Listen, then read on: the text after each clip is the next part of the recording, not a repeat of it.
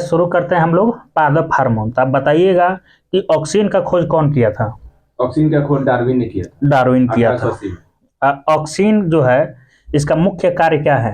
वृक्ष की वृद्धि को नियंत्रित करना, बिल्कुल सही है। अब ये क्या करता है? ये पत्तियों का विलगन भी रोकता है, खरपतवार को नष्ट भी करता है। आगे हम लोग चलते हैं तो आपको बताना है कि जिबरेलिन्स जो है इसका खोज कौन किया था? जिब्रेलिन्स के जो जापान के थे कुरोसावा। हाँ, कुरोसावा बिल्कुल सही है। अब आपको बताना है कि जिबरेलिन्स जो है मतलब इसका पौधे में मुख्य कार्य क्या होता है? मुख्य काम इसका क्या है? जिब्रेलिन्स हो जाएगा फूलों को शायद। सही बात है, फूलों को बनने में मदद करता है और मेन इसका जो काम होता है बौने पौधों को क्या करता है? लंबा कर देता है। अब आपको बताना है कि जिब्रेलिन्स जो है किससे निकाला जाता है? जिब्रेलिन्स मतलब जिब्रेलिन्स जो है किससे निकाला जाता है? तो कवक से निकाला जाता है जिब्रेलिन्स। इसके छिड़काव से बृहत आकार के फल तथा फूलों का उत्पादन होता है। अब आपको बताना है कि किस हार्मोन में डाइकार्बोक्सिलिक अम्ल पाया जाता है? डाइकार्बोक्सिलिक अम्ल पाया जाता है आपका जिब्रेलिन्स में, जिब्रेलिन्स साइटोकिन ट्राउमैटिन में पाया जाता है। तो आप बताइए। ट्राउमैटिन हार्मोन है। ट्राउमैटिन जो हार्मोन है, आप बताना है कि इसका पौधे में मुख्य कार्य क्या होता है? जहाँ टूटा था मूत्रों को भरता है उसका। हाँ सही बात है, जो घायल कोशिका हो गया है उसका रिपेयर करता है, उसके जख्म को भरता है। अब आपको बताने कि फूल खिलने वाले हार्मोन के रूप में किसको जानते हैं? हाँ, फ्लोरिजेंस बिल्कुल सही है। तो आपको बताना है कि तो फूल खिलने वाला हार्मोन है, लेकिन ये पाया कहाँ जाता है? फ्लोरिजेंस जो है पत्ता में पाया जाता है। पत्ता में पाया जाता है, लेकिन फूल खुलने में मदद करता है। अब आपको बताना है कि एकमात्र ऐसा हार्मोन जो गैसीय अवस्था में पाया जाता है, एथिलीन। तब आगे आप प्रश्न बनता है कि एथिलीन को हार्मोन के रूप में खोज कौन किया था? एथिलीन का हार्मोन के रूप में खोज कौन किया था? बर्ग। हाँ, बर्ग। अब आपको बताना है कि एथिलीन का मुख्य प्रयोग हम लोग कहाँ करते हैं? एथिलीन तो हो जाएगा फल पकाने में और मादा पुष्पों की वृद्धि में और पत्तियों को गिरने में मदद करता है। मतलब बिलगन्स को प्रेरित करता है, जो पत्ती पुराना हो जाता है। अब आपको बताना है कि एब्सिसिक एसिड जो है इसका खोज कौन किया था? एब्सिसिक एसिड इसका खोज हो जाएगा बेयरिंग का।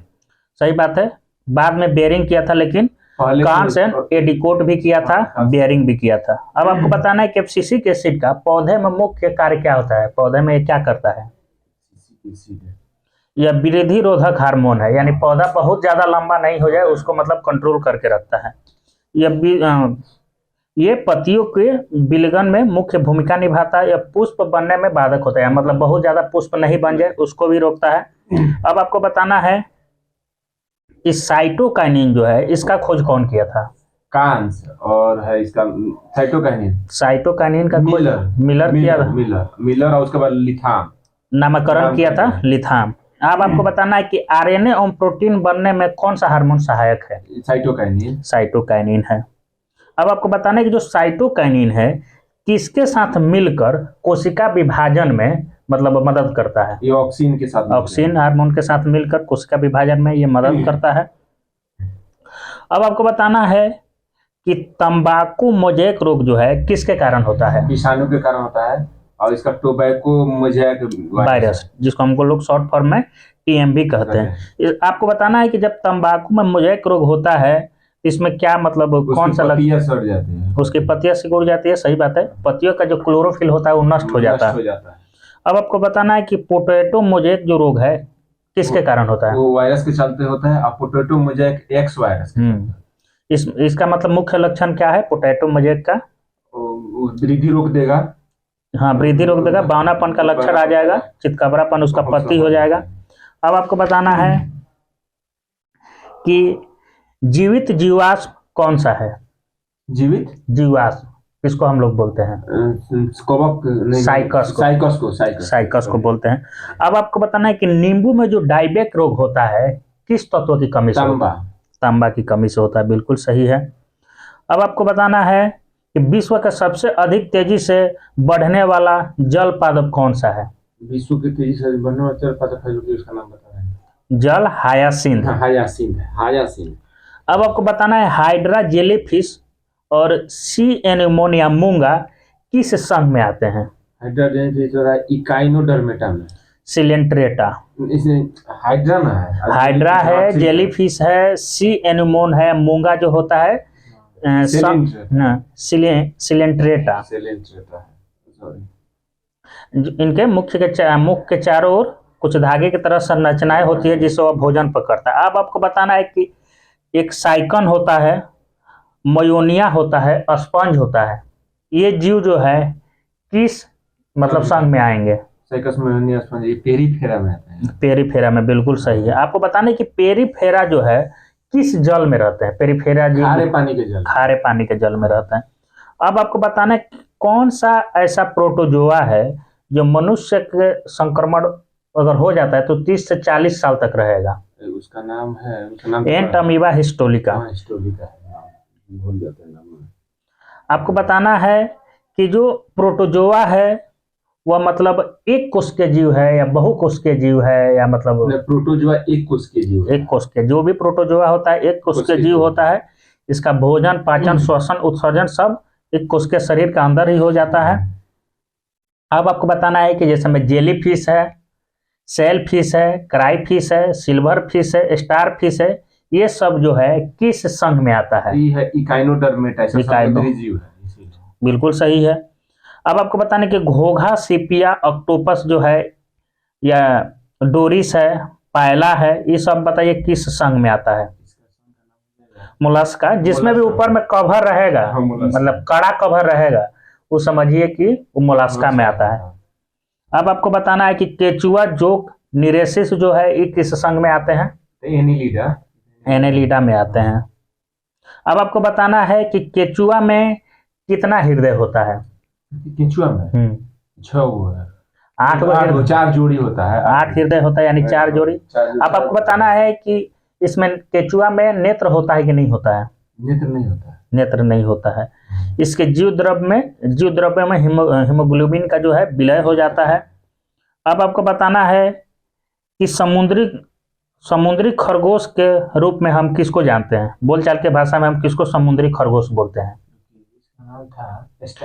एप्लिसिया का हम लोग समुद्री खरगोश बोलते हैं।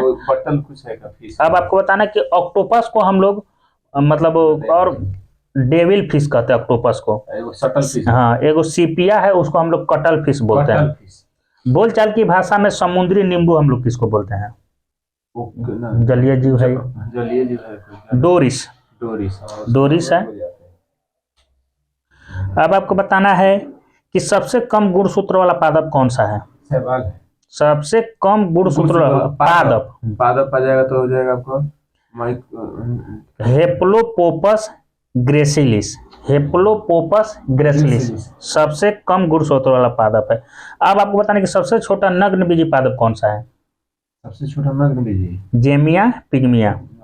सबसे भारी कास्ट वाला पौधा कौन सा है? साइकस नहीं है, इसका नाम है सबसे भारी वाला में तो हार्ड लगा दीजिएगा, जो हार्ड रहेगा वो भारी रहेगा, तो हार्ड बिचिया बाइनेका। अब जब भारी बता देते बताइए कि सबसे हल्की कास्ट वाला पौधा कौन सा है? ओक्रोमा लोगोपस। सबसे भारी वाला कौन सा है? तो हार्ड बिचिया। और सबसे हल्की कास्ट वाला पौधा कौन सा है? तो क्रोमा लिगोपस। और सबसे छोटी कोशिका बताइए किसका होता है? सबसे छोटी कोशिका तो इसी का सवाल का माइकोप्लाज्मा गिलिसेप्टिक। माइकोप्लाज्मा होता है, माइकोप्लाज्मा। टेनिस गेंद जैसा फल कौन सा है? वो नहीं, उसका नाम है केंद। छंद की कंद। हाँ, केंद वाला। और जंगली आग किसको बोलते हैं? जंगली आग नहीं ढाक के वृक्ष को। अफीम देने वाला पौधा कौन सा है? पोस्ता से निकाला जाता है, लेकिन पोपी है। सबसे बड़ा आवृत बीजी वृक्ष कौन सा है? वृक्ष आवृत बीजी हो जाएगा रेफ्लेसिया है। यूकोलिप्टस है। और संसार में सबसे लंबा वृक्ष, सबसे बड़ा पूछा है, मतलब ऐसे बड़ा, और लंबा मतलब ऐसे ऊपर जा लंबा, सिकोया है। आप सिकोया नग्नबीजी पौधा है, ये भी पूछ देता है। सबसे छोटा आकार में आवृत बीजी पौधा कौन सा है? सबसे छोटा जो कि आकार में रहता है, लेमना। यह जलीय आवृत बीजी है। सबसे बड़ी पत्ती वाला पौधा बताइए। Victoria regia. और सबसे बड़ा बीज बताइए किसका होता है? नहीं, 12 इंच का होता है, ये भी हम बता दिए। बताइए किसका 12 होता इंच है? का होता है। कोकोडीमर। कोकोडीमर। साइकस का है तो याद आ रहा है। साइकस मतलब सबसे बड़ा बिजांड होता है। बिजांड। और इसीलिए साइकस हम इसे और सबसे छोटा टेरिडोफाइटा कौन सा है? सबसे छोटा टेरिडोफाइटा? एजोला। एजोला का हम लोग प्रयोग जैव उर्वरक के रूप में भी करते हैं। अब आप पता सबसे छोटा बीज किसका होता है? आर्किड। 0.1 होता है आर्किड। आर्किड। और सबसे छोटा पुष्प किसका होता है? ये तो क्या नाम है उसका? बुफुलिया। बुल्फिया। हाँ, बुल्फिया। और सबसे बड़ा पुष्प किसका होता है? रेफ्लेसिया। रेफ्लेसिया। इसका व्यास लगभग 1 मीटर होता है और 8 केजी के लगभग होता है। और सबसे छोटा आवृत बीजी परजीवी कौन सा है? परजीवी बताना है। आर्सीथोबियम। आर्सीथोबियम। आर्सीथोबियम। अब सबसे बड़ा नर युग्म कौन सा है? तो साइकस। सबसे बड़ा बीजांड बता दिए। और है साइकस। सबसे जीवित जीवाश्म में साइकस सबसे बड़ा बीजांड है साइकस का। सबसे बड़ा नर युग्म है साइकस। अब आपको बताना है कि चुकंदर में हॉट रॉट जो है किस तत्व की कमी से होता है? चुकंदर में बोरॉन। बिल्कुल सही। मक्का में व्हाइट बर्ड बताइए किसकी कमी से होता है? जस्ता। बिल्कुल सही है। गाजर में कोटर स्पॉट। गाजर में कोटर स्पॉट किस तत्व की कमी से होता है? कैल्शियम। अब आपको बताना कि आंवले में जो निक्रोसिस रोग होता है किस तत्व की कमी से होता है? आंवले में निक्रोसिस में तांबा। बिल्कुल गलत है, बोरॉन। आंवले में निक्रोसिस रोग बोरॉन। फूलगोभी। नींबू में और लिटिल लोग आई थी और होता है वो तांबा कमी से। अब फूलगोभी में ब्राउनी रोग जो होता है वो भी बोरॉन से होता है। अब आपको बताना है मटर में मार्स रोग किससे होता है? मटर में मार्स रोग। मटर में मार्स हो जाएगा मैग्नीज। मैग्नीज बिल्कुल है। म से मार्स, में से मैग्नीज, म से मटर। लीची में पत्ती का जलना किस तत्व की कमी से? पत्ती जलने लगता है तो प से पत्ती, प से पोटेशियम। धान में खैरा रोग बताइए। ये तो जस्ता है। आम और बैगन में लिटिल लिप बताइए किसके कमी से होता है? जस्ते की कमी से। नींबू में डाई बैक जो है किस तत्व की कमी से होता है? तांबा। नींबू में लिटिल लिप तांबा। अब आपको बताना है कि लौंग कहाँ से प्राप्त किया जाता है? पुष्प की कली से। केसर मसाला जो बनता है स्टिग्मा से, जिसको हम लोग बोलते हैं। अब आपको बताना है कि हीरोइन तो आप बता दिए अफीम पोस्ता से। एजोला नामक बताइए दिए हैं, जैव उर्वरक के रूप में हम लोग इसका प्रयोग करते हैं। अब आपको बताना है कि कुनैन जो है कहाँ से प्राप्त किया जाता है? कुनैन प्राप्त किया जाता है सिनकोना के वृक्ष, जो मलेरिया के मतलब इलाज में किया जाता है। मलेरिया का दवा बनता है। अब आपको बताना है कि पत्ती जो होता है उसका लाल, नारंगी, पीला रंग किसके कारण होता है? तो क्लोरोफिल के चलते। क्लोरोफिल के तो हरा हो जाएगा जिसमें मैग्नीशियम रहता है। लाल, पीला, नीला जो होता है कैरोटीनॉइड जो होता है उसके चलते होता है। कैरोटीनॉइड जो होता है उसके चलते होता है। अब आपको बताना है कि 2,4-D क्या है? 2,4-D एक शाकनाशी या खरपतवारनाशी। शाकनाशी है, कीटनाशी नहीं। ऑप्शन में कीटनाशी देता भी है। शाकनाशी या खरपतवारनाशी है 2,4-D। अब आपको बताना है कि विश्व का सर्वाधिक समस्यात्मक जलीय खरपतवार कौन सा है? जो सबसे ज्यादा जलकुंभी है, जिसको हम लोग इंग्लिश में अगर मान लीजिए दे देता है तो इसका नाम है आइकोनिर्निया क्रेसिपस। आइकोनिर्निया क्रेसिपस। इसको बंगाल का शोक भी कहते हैं। बंगाल पूछता है कि बंगाल का आतंक के रूप में किसको जानते हैं? जलकुंभी को। वहां का लोग क्या करता है, इसके तालाब में उगाता है इसके फूल के लिए। और जब फूल यूज हो जाता है तो क्या करता है, पूरा तालाब को खराब कर देता है। मतलब नहीं जान देता है ना। अब आपको बताना है कि वाणिज्यिक मूल्य वाला कर्क किससे प्राप्त करते हैं? क्विकर्स होता है या सुबेर। अब आपको बताना है कि साइट्रस कैकर रोग जो है किस पौधा में होता है? साइट्रस कैकर गेहूं में होता है। बिल्कुल गलत है। साइट्रस कैकर हो गया था नींबू में होता है। जो भी खट्टा वाला चीज है उसमें होता है। नींबू सत्र जीवाणु। हाँ सही बात है। एंथोमोनास एक्सपोनोडिस से होता है। एक्सोमोनाज एक्सपोनोडिस से होता है। ये बताइए कि जो साइट्रस कैकर रोग जो है इसका उत्पत्ति किस देश में हुआ था? चीन में हुआ था। अब आप बताना कि आलू का जो शैथिल रोग है बताइए किसके कारण होता है? जीवाणु के कारण होता है। जीवाणु के कारण होता है। तो बताइए कि कौन सा जीवाणु के कारण होता है आलू में सैथिल? सैथिल होता है, तो इसका नाम है एस्डोमोनास सेलेनेसियम। सेलेनेसेरियम, डायरेक्ट याद रखिएगा, सोलेनेसेरियम, सोलेनेसेरियम, आलू में सैथिल रोग ये जीवाणु से होता है। इसमें बताइए कि जब आलू में सैथिल रोग होगा तो उसका कौन सा भाग जो है प्रभावित होगा? आलू में सैथिल रोग, उसका जो सम्मोहन तंत्र होता है वो खराब हो जाता है, प्रभावित होता है। अब आपको बताना है कि ब्लैक आर्म ऑफ कॉटन जो है, ये तो आपको मालूम है कपास में होगा। आपको बताना है कि किसके कारण होता है? जीवाणु कारण, जिनेंथोमोनास इसका नाम है। सही बात है, जिनेंथोमोनास जो नामक जीवाणु होता है उसके कारण ब्लैक आर्म ऑफ कॉटन होता है। अब आपको बताना है गेहूं का टुंडू रोग जो है किस कारण होता है? देखिए, गेहूं का टुंडू रोग होता है जीवाणु कारण। इसका नाम है जीवाणु का जिनेंथोमोनास ट्रिटिकिया सा नाम होता है। इसका नहीं है, इसका नाम है कोरिनोबैक्टीरियम ट्रिटिकी। गेहूं में लगभग जितना होता है लास्ट में ओकरा ट्रिटिकी जुड़ा रहेगा। गेहूं में जितना बीमारी होता है वो कवक से हो, चाहे जीवाणु से हो, चाहे कुछ से हो, ट्रिटिकी है। पूछेगा कि ट्रिटिकी अगर लगा हो तो समझ लीजिएगा कि गेहूं का बीमारी। अब आपको बताना है कि करनाल बंट जो रोग होता है वो बताइए किस पौधा में होता है? करनाल बंट जो रोग होता है, क्या बोलते हैं उसको? मूंगफली। करनाल बंट जो होता है वो गेहूं में होता है। करनाल बंट गेहूं में होता है।